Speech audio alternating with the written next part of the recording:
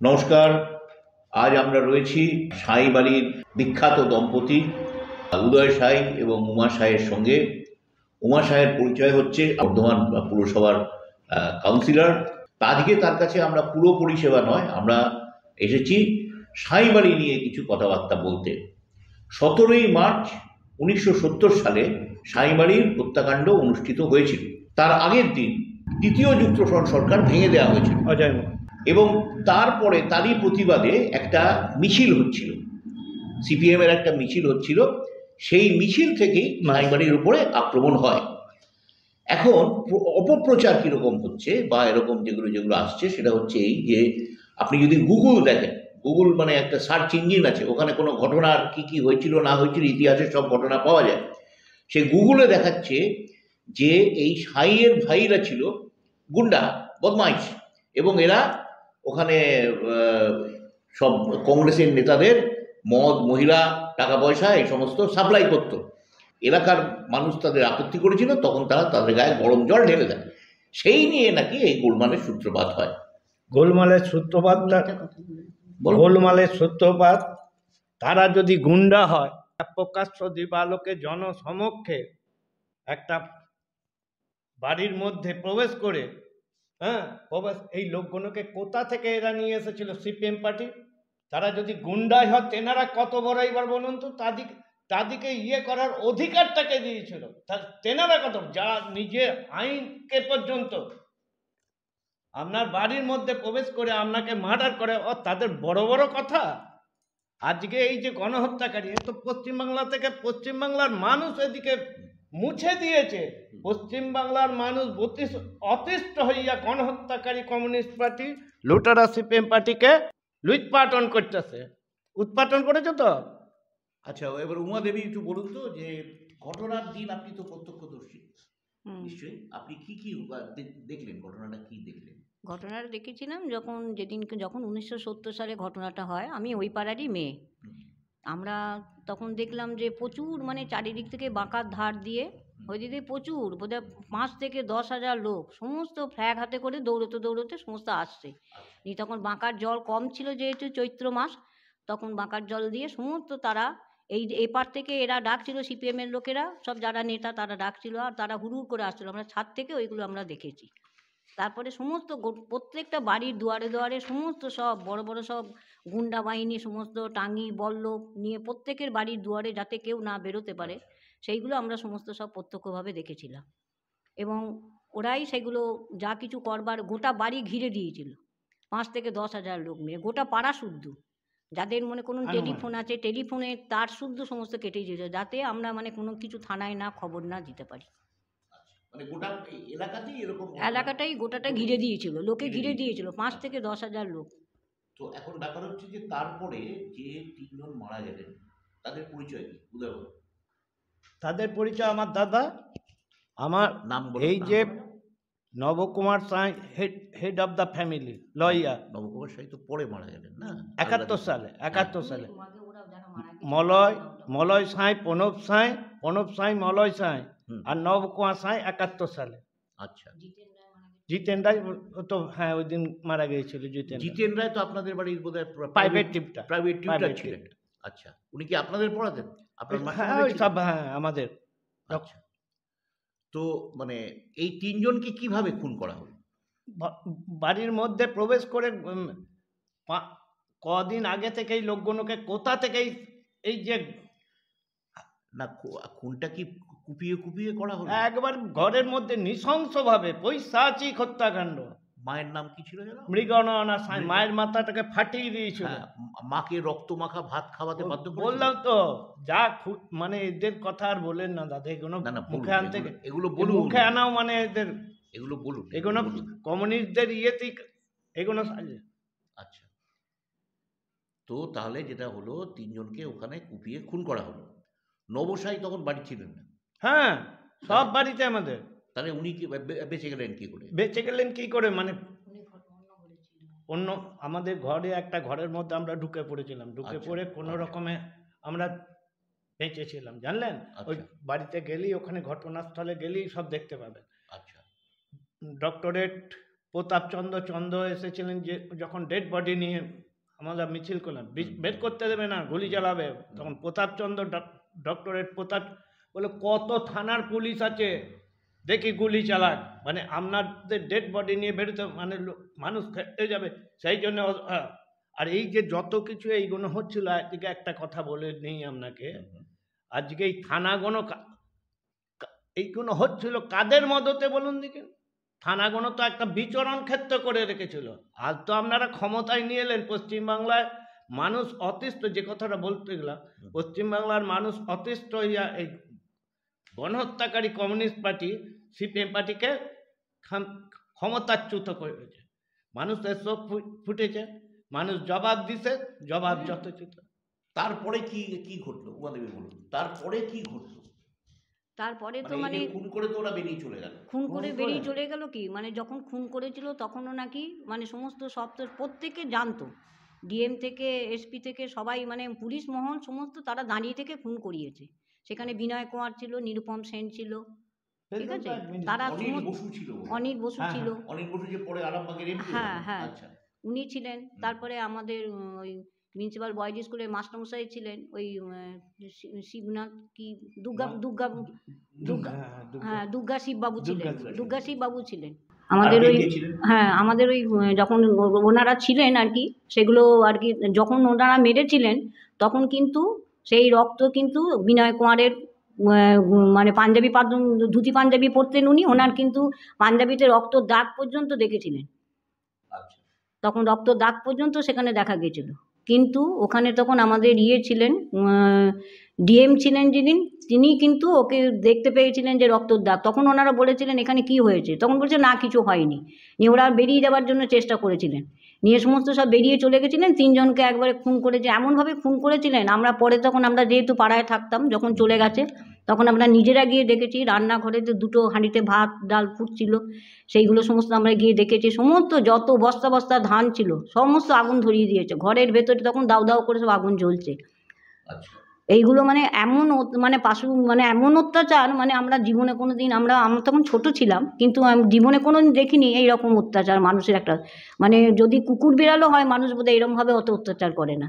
টাঙি বলল মানে যা ছিল সমস্ত সব কিছু দিয়েই তাদেরকে মারা হয়েছিল সমস্ত। আমার শাশুড়িকে এমনভাবে মেরেছিলেন, আমি বিয়ের পর দেখেছিলাম মাথাতে 16 থেকে 20টা টিচ মাথায় আমি নিজে গুনেছিলাম, লোহার রডে করে। কোনো ছেলে যদি সামনে মায়ের সামনে মারে তাহলে কোনো মাই ঠিক থাকতে পারে না। উনি এসেছিলেন কি আমার ছেলেদেরকে মেরো না, আমার বাঁচাও, তাকে তার ওই ভাত নিয়েই তাকে খাওয়ানো হয়েছিল রক্তমাখা ভাত। তারপরে আমরা অল্প বয়সে আপনি বলুন কি বলছেন, মেনলি কি হয়েছিল? এই যে মার্ডারটা হচ্ছিল কাদের মদতে?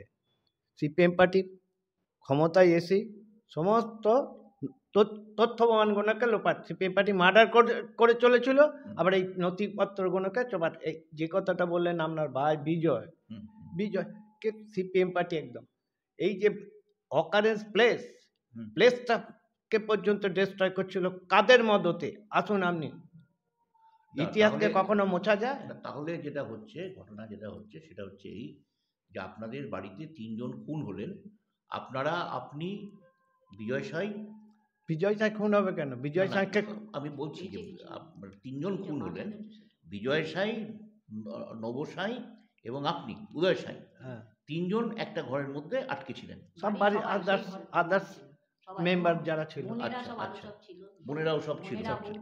মানে আপনাদের কি ধারণা এরকম হয় যে বোনেরা যদি যে সমস্ত বোনেরা ছিলেন তখন না সবাই ছোট, সব কম বয়সী মেয়ে সব, হ্যাঁ তাদের উপরে অত্যাচার হতো? যদি তারা বাইরে থাকতো, তো অত্যাচার করতোই, কিন্তু তারা একটা মানে খুব ঠাকুরের দয়, সেটা ঠাকুর ঘর ছিল, ওরা সেটা বুঝতে পারেনি যে ভেতরে ঠাকুর ঘর আছে, সেই ঠাকুর ঘরের মধ্যে তখন আর এদিকে আগুন ধরিয়ে দিয়েছে, তারাও তো মানে ভয়ে সমস্ত ধোঁয়াতে, ঠাকুরের কাছে গঙ্গা জল ছিল, সেই গঙ্গা জল সবাইকে চোখে মুখে দিয়েছে, ধোঁয়াতে তারা থাকতে পারছিল না।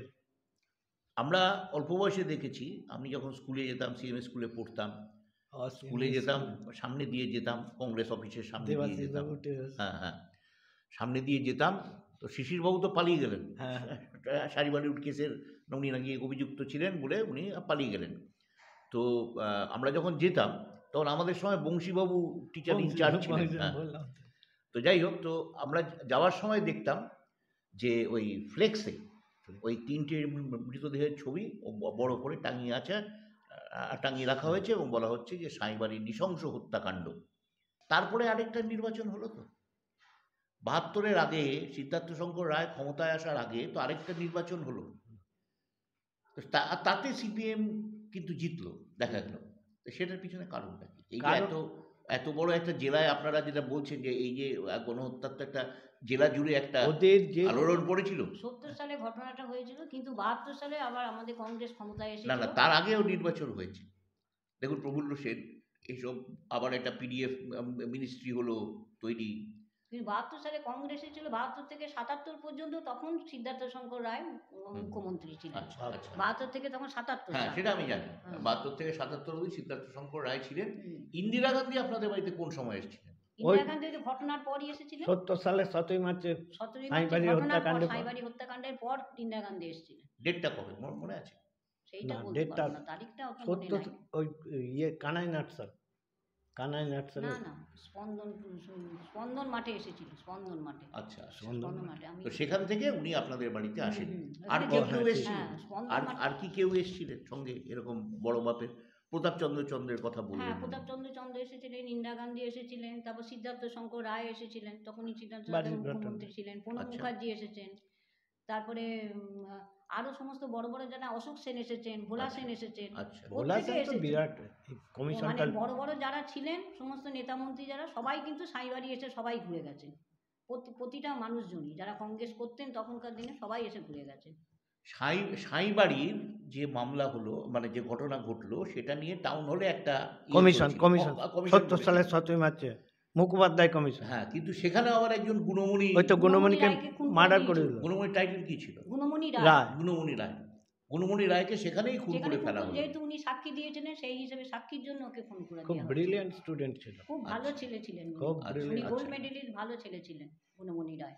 তাহলে যদি ব্যাপারটা এরকম দিয়ে দাঁড়ায়, হ্যাঁ, যে ওখানে তাহলে লোকজন যারা এই যে খুনটা হয়ে যাওয়ার পরে লোকে সাক্ষী দিতে আসতো, ভয় হ্যাঁ পাচ্ছিলেন কি? হ্যাঁ, ভয়ের জন্য, ভয়েতে মানুষের কতজন ভয়েতে, যারা মানে প্রত্যক্ষদর্শী ভয়েতে সাক্ষী দেয়নি তাদেরকে হুমকি দিয়েছিল যে সাক্ষী দিলেই আর কি তোমাদেরকে মেরে দেবো।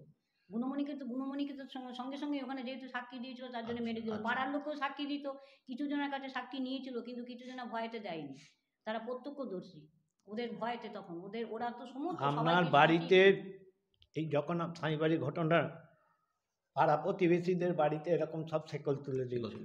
আপনারা যখন বলছেন যে ওরে তোদিকে মেরে দিল, বাড়ি থেকে ফালা ফালা ফালা, তাদেরকে পর্যন্ত, এবার তাদের পর্যন্ত উপরে অত্যাচার শুরু। এই হচ্ছে আমারও ওই পাড়াতেই বাড়ি। আমার বাবা ডাক্তার ছিলেন।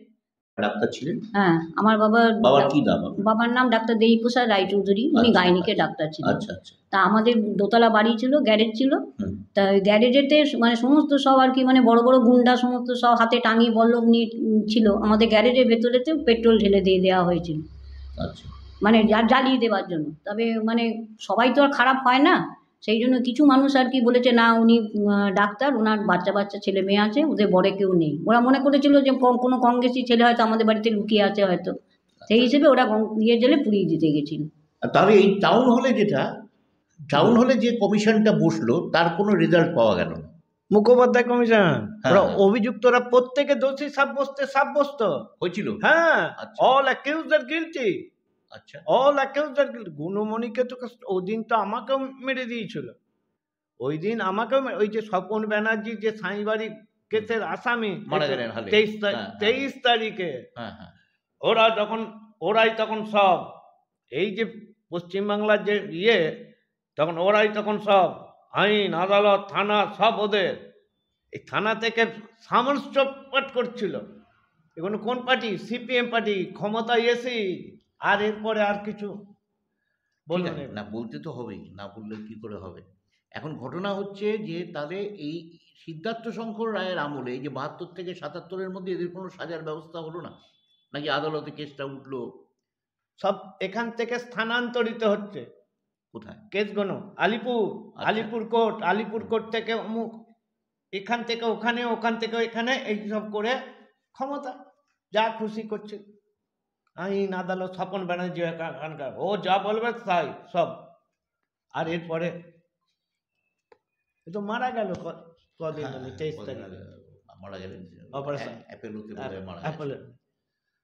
আচ্ছা, তাহলে এই যে দ্বিতীয় কমিশনটা যেটা তৈরি হলো, দ্বিতীয় মমতার আমলে যে দ্বিতীয় কমিশনটা তদন্ত, তৈরি হলো, হ্যাঁ। এটার তারিখ মনে আছে? তারিখটা তো আমাকে দেখতে হবে দাদা, বের করতে হবে অনেক। তো এইটার কি রায় বেরিয়ে গেছে? আমি দিচ্ছি কোনটা, এটা তো কি করে বেরোবে? মানে কিছু তো কাগজ পেয়েছিল, সব কাগজ তো পাইনি। কাগজ তো পেতে হবে, তবে তো মনে করুন যে মামলাটা যে লড়বে তাকে তো কাগজ দিতে হবে উকিলকে। কাগজগুলো তো ওরা সমস্ত পুড়িয়ে দিয়ে চলে গেছে। তারা জানছে আমরা অন্যায় করেছি, আমরা নাম কোনো কাগজপত্র রেখে যাব না, যার জন্যই কাগজপত্র কোনো কিছু পাওয়া যায়নি বলে ঠিকমতো মামলাটাও ঠিকমতো চলেনি। তাহলে ওটা কি ডিসলভ হয়ে গেছে? কমিশন কি এখন না ওটা ইয়ে হচ্ছে, রানিং? হ্যাঁ ওটা তো রিওপেন করালো। মমতা ব্যানার্জিকে কি কম করে কি বাঁচিয়ে রাখতো নাকি?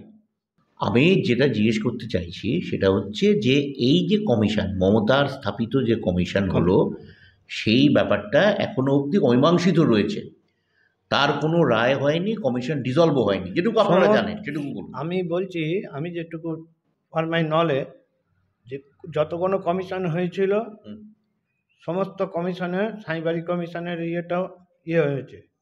কি হয়েছে? একটা কমিশনের খালি বাকি ছিল, রায় একটা কমিশন, সাঁইবাড়ি কমিশনের সেটা নিয়ে যে হ্যাঁ এটা প্রকাশ করা হোক। আচ্ছা, বুঝলেন তো, এটা প্রকাশ করা হোক। এবং জয়দীপ মুখার্জির সঙ্গে আপনি কথা বললে এ থেকে পেয়ে যাবেন। আচ্ছা, উনি কি কোন কোর্টের আইনজীবী? সুপ্রিম কোর্টে, ওই যে সুপ্রিম কোর্টেরও আইনজীবী, আবার আরে হাইকোর্টের। কার্ডটা আচ্ছা, সরকারি পক্ষের কৌশলী উনি, আচ্ছা। এই দ্বিতীয় কমিশন। কংগ্রেস কিন্তু মাঝখানে আগে সাঁইবাড়ির এই যে কাণ্ড ছিল তাতে কংগ্রেস অংশগ্রহণ করতো। সাঁইবাড়ির 17 মার্চের যে অনুষ্ঠান হতো তাতে আমিও অনেকবার গেছি, সেখানে গিয়ে দেখেছি কংগ্রেসের অনেক নেতা এসছেন। তো পরবর্তীকালে কংগ্রেস সরে গেল কেন? সেটা তাদের ইচ্ছা, তারা কেন সরে গেল? তাহলে তারা যে মানে তাদেরই তো, মানে আমার ভাসুররা আমার সব ভাসুররা আমাদের কংগ্রেসই করতেন। এবং আমাদের সাঁইবাড়ির থেকে আমার বড় ভাসুর সমস্ত বস্তা বস্তা চাল কংগ্রেস অফিসে তখন দিয়েছেন, যেহেতু ওনাদের জমি জায়গা ছিল অনেক, সেই জন্য ওনারা কংগ্রেসি যারা, নবকুমার সাঁই উনি তো উকিল ছিলেন, তা উনি তখন সমস্ত সব কংগ্রেসি যারা ছেলেরা সব থাকতো, পার্টি অফিসে যারা থাকতো, তাদের কিন্তু বস্তা বস্তা চাল আমার শাশুড়ি বলতো যে যা ওখানে দিয়ে আয়গা। সমস্ত তারা খাওয়া দাওয়া করেছে আর করেছে। কিন্তু এরকম মনে হয় না যে কংগ্রেস যেহেতু সিপিএম এর সঙ্গে একটা জোট তৈরি করলো বলেই তো তারা আর মানে তাদের মুখ রইল না যে তারা আবার তৃণমূলের সঙ্গে, আমরা তো কংগ্রেস ছিলাম, কিন্তু মমতাদি সবাই আমরাও কংগ্রেস ছিলাম, কিন্তু কংগ্রেসে ওই রকম দেখে আমরা তৃণমূলে যোগদান করে আমাদের মমতাদি এখন, মানে মমতাদি আমাদের কাছে এখন ভগবান।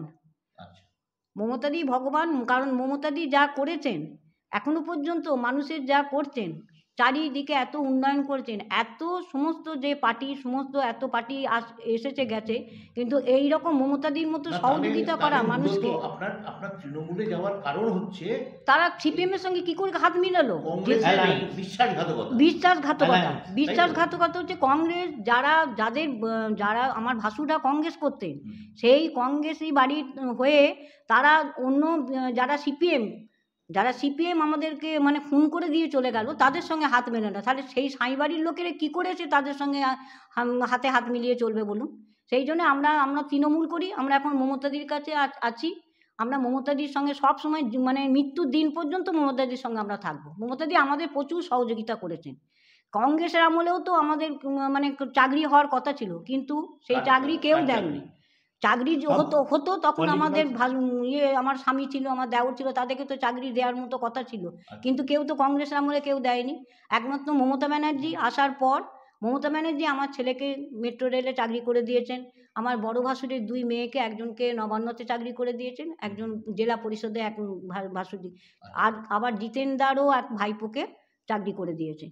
এইগুলো মমতাদি ঋণ আমরা জীবনে কোনোদিন শোধ করব। মমতাদি আমাদের কাছে ভগবান, চিরদিন আছেন, আবার থাকবেন। ওনার সঙ্গে কি দেখা হয় আপনাদের? হ্যাঁ, আমাদের তো মমতাদি মানে আমাদের কোনো কিছু না। হ্যাঁ, বর্ধমানে যখন আসে আমাদের সঙ্গে দেখা, আমরা যাই, আমরা দেখা করি। কলকাতায় 21শে জুলাই আমাদের বাঁধা, আমার নাম আর আমার বড় জায়ের নাম উমা সাঁই, রেখারানী সাঁই, দুজনের নাম ছিল। আমরা প্রত্যেকবার 21শে জুলাই স্টেজে থাকতাম। আমার এখন বড় জা মারা গেছেন, আমার বড় জায়ের মেয়েরা এখন যায়, আমি যাই, বড় জায়ের মেয়ে যায়। প্রত্যেকবার 21শে জুলাই দিদির বাড়িতে আমরা উঠি, দিদির বাড়ি থেকে আমরা সমস্ত সব ওখান থেকে আবার আমাদের ধর্মতলায় নিয়ে যাওয়া হয়।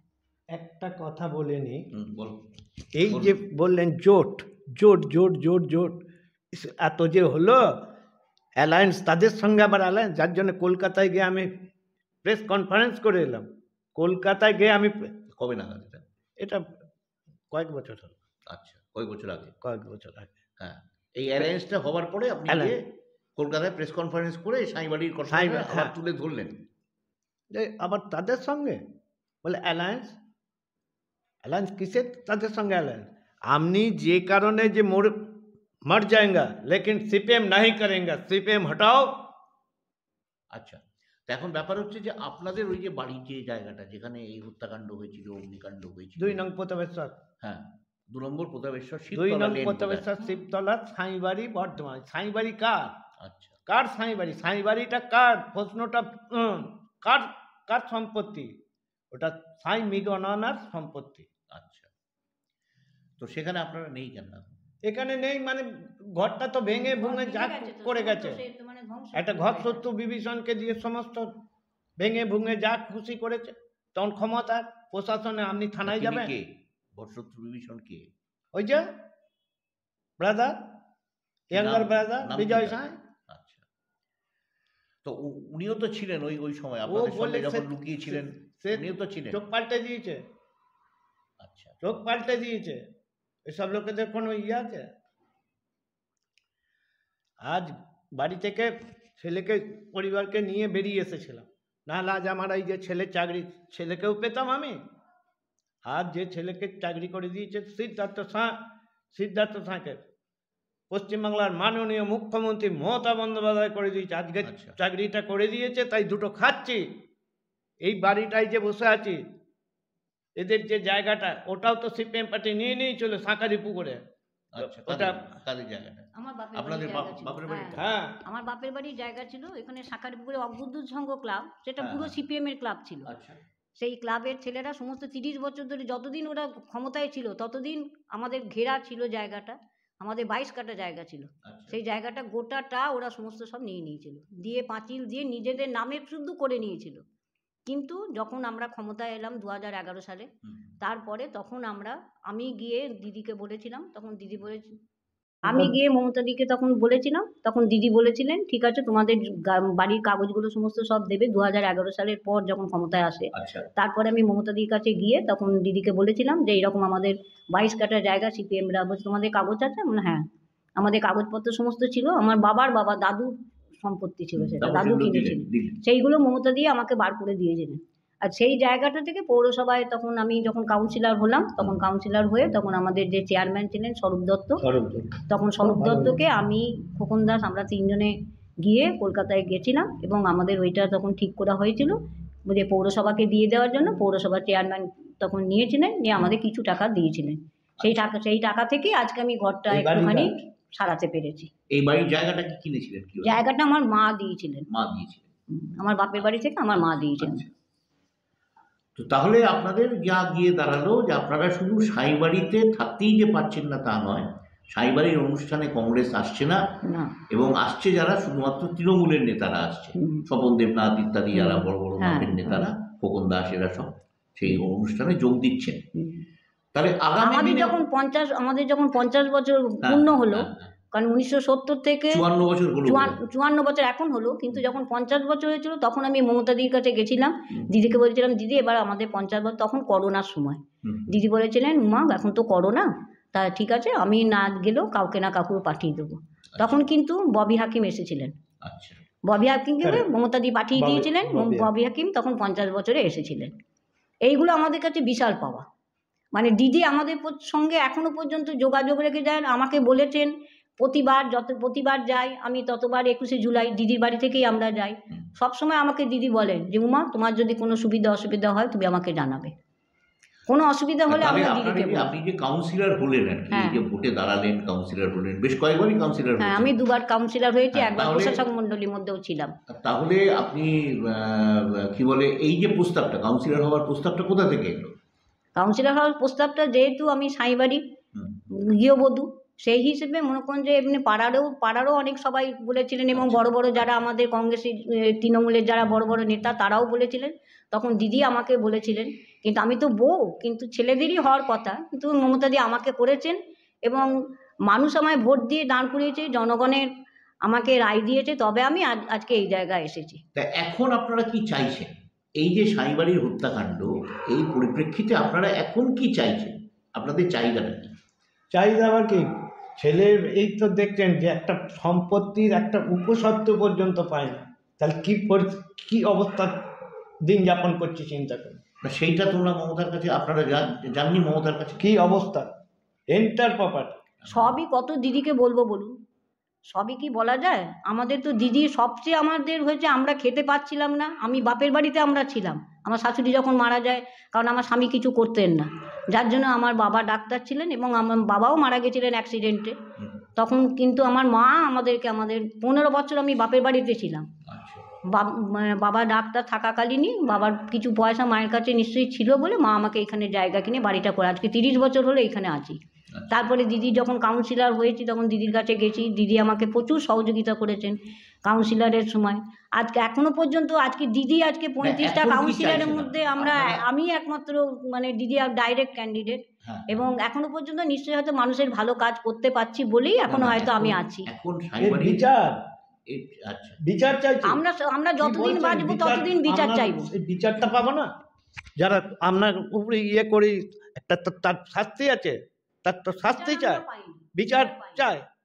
আপনার সম্পত্তি আপনাকে দেখিয়ে দিচ্ছি, আপনার সম্পত্তি কীরকমভাবে সিপিএম পার্টি এই জিনিসগুলো করছিল, কোনো আপনাদের প্রত্যেকের আজকে মানুষের যে চোখটা ফুটছে, কিভাবে বিএলআরওগুলোকে কী করেছিল বলুন দিকে।